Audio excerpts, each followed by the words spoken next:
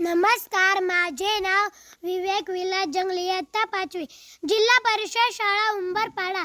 आदरणीय व्यासपीठाने येथे जमलेल्या माझ्या बालमित्रांनो, माझ्या भाषणाचा विषय आहे वृक्ष माझा सखा. सोपं नसतं झाड होणं, मातीमध्ये रुजून येणं. सोपं नसतं झाड होणं, मातीमध्ये रुजून येणं. एका एका श्वासासाठी आभाळाचं ऋण घेणं. सोपं नसतं झाड होणं, सूर्य डोळी घ्यावा लागतो, तशात कोणी सावली मागतो.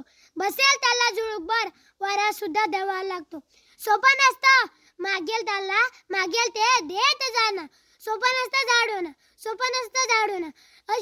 अशा झाडांच्या सहवासात संत तुकाराम महाराजांनी अनेक अभंग लिहिले. वृक्षवल्या मा सोय रे, वनचरे हे संसारात राहून ही विरक्त जीवन जगणाऱ्या तुकाराम महाराजांच्याच बोलात.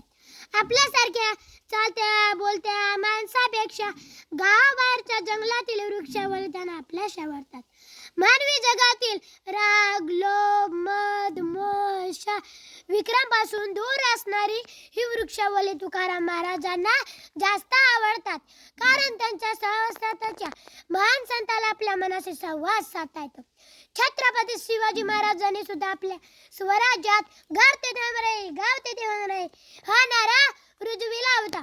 मानवाने ही वनस्पती सृष्टी एकाच विधात्याची लेकरे, पण आज माणूस निसर्गापासून दूर गेला आहे. स्वतः केलेल्या प्रगतीमुळे त्यातील अहंकार वाढला आहे. मला काही अशक्य नाही असे तो मानतो. आपल्या बुद्धिला तो विसरून गेला आहे. याच निसर्गामध्ये आपण अडलो याचा मना विसरला आहे. याच वृक्षवल्लीच्या सानिध्यात नित्य विहार करणाऱ्या आपल्या ऋषीमुनींनी वेद रचले. भारतीय संस्कृतीची हिंदू धर्माची भक्कम बैठक आम्हाला दिली. हे सर आपण विसरलो आहोत. वृक्षवल्ली आम्हा सोय रे, वनाचं रे. वृक्षवल्ली आम्हा सोय रे, वनाचं रे. पक्षी सुसरे आळविती. वृक्षवल्ली आम्हा सोय रे, वनाचं रे. येणे सुखरुचे एकांताचा वास, नाही गुंदोष अंगी येत. वृक्षवल्ली आम्हा सोय रे, वनाचं रे.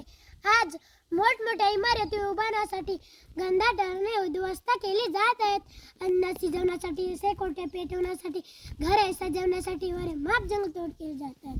कोट्यावधी रुपयांच्या चंदनाची चोरी केली जात आहे. हे सारे पाहिले की वाटते हा माणूस किती स्वार्थी व मतलबी आहे. हा माणसाला सांगतो की अरे वृक्ष वर्षानुवर्ष जंगलात उभे आहेत, ते तुमच्यासाठीच ना. वृक्षांची फुले, फळे, पाने, सावली हे सारे आपल्यासाठीच आहे ना. म्हणून तर तुमच्या पूर्वजांनी त्यांची बरोबरी संत पुरुषांबरोबर केली. वृक्ष भाव पसरून आपल्यासाठी पावसाची प्रार्थना करतात. वृक्ष आपल्या मुळांनी पायाखालची जमीन घट्ट पकडून ठेवतात व जमिनीची धूप थांबवतात. वातावरणातील प्रदूषण टाळण्यासाठी प्रयत्न करतात. वृक्षांपासून अनेक औषधांची निर्मिती होते. जे वृक्ष लाविते सर्व काळ, तयावरी छत्रांचे छल्लाळ. जय स्वर्य अर्पिती फळ, नानाविध निर्मळ. स्वतः जळून हे वृक्ष आपल्या उपयोगी पडतात. वृक्षाचा प्रत्येक अवयव माणूस व पृथ्वीवरील सर्व सजीवांना उपयुक्त आहे. वृक्षांजवळ भेदभाव नसतो, ते सर्वांना समान वागणूक देतात. अगदी त्यांच्या अंगावर घाव घालणारे कुऱ्हाडीचे पते ते सुगंधित करतात. विज्ञानामुळे माणसाने खूप प्रगती केली, पण या विकासासाठी माणसाने जंगलतोड केली. आपण आपल्या वृक्षमित्रांचा घात केल्याने स्वतःवरचं दुष्काळाचं, प्रदूषणाचे संकट ओढावून घेत आहोत. वृक्ष निसर्गाचे फुफ्फुसे आहेत. हवेतील कार्बन डायऑक्साईड शोषून घेतात आणि प्राणवायू हवेत सोडून हवा शुद्ध करण्याचे काम करतात. यामुळे माणसांचे जगणे सुखी झाले आहे. हे वृक्ष आपल्याला अनेक मौलिक गोष्टी देतात, पण सर्वांशी समान वागणूक हा त्यांच्या जीवनातून मिळणारा खरा संदेश आहे. आज आपण सगळे एक निश्चय करूया, प्रत्येक जण एक झाड लावूया, आपल्या सभोवताची झाडे वाढूया. पर्यावरण दिनासारख्या दिवसाचा उपयोग फक्त भाषणासाठीच नाही करता, कृतीसाठी करूया.